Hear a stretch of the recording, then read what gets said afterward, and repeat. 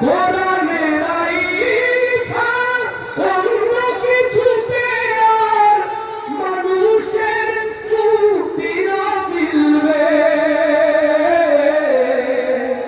সেদিন সবাই খোদাই বিধান পে দুঃখ বেদনা ভুলবে। কোন একদিন এদেশের আকাশে কালেমার পতাকা দুলবে।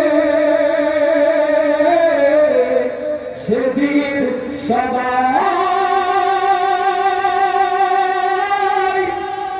খোদাই বিধান পে দুঃখ বেদনা ভুলবে।